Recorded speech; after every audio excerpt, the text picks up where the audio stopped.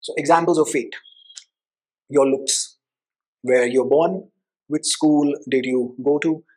These are things, the people that you met in school, these are things that were completely out of your control, right? They were absolutely fated.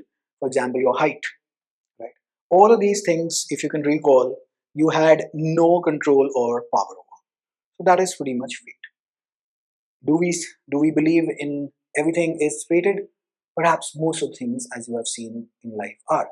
Anything that you had a choice in then becomes a question that whatever choice that you choose, is that fated or not?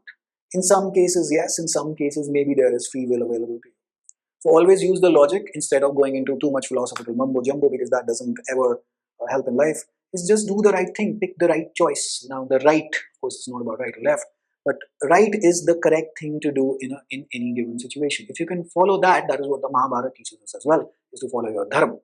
And at that specific point of time, when Arjun was pondering that whether to shoot his gurus, his relatives, his own basically entire brotherhood, in a sense, then well, Krishnji advised him, well, do the right thing, because if you do not, they are going to come and kill you. They are like standing right there, right?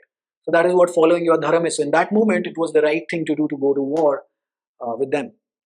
So therefore, in life, if you, well, instead of pondering about whether this was fated, whether this was free will, there are a lot of examples wherein you had free wills. Like, for example, how many pizza slices you choose to consume once that pizza shows up at your doorstep. That is, there is free will. And many things in your life are just fated. Men, all of us men losing our hair progressively, that is fated, right? So a lot of things, diseases, a lot of diseases, they are just fated. And a lot of diseases, a couple of diseases, I would say, perhaps come under the domain of free will, lifestyle diseases, for example. And instead of getting into too much of a debate, just try to control, or rather do the right thing when a choice is presented to you, so that you do not engage in more and more karma, so that it doesn't spoil your fate for the next time around, because karma presupposes rebirths and reincarnations, as I've discussed before.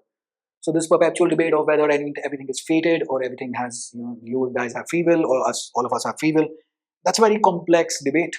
And the deeper you keep on going into these discussions, the deeper you go into self-exploration, you will end up with a conclusion that predominantly it's fate and very little free will is there. However, that's another discussion for another day, and it's too complex.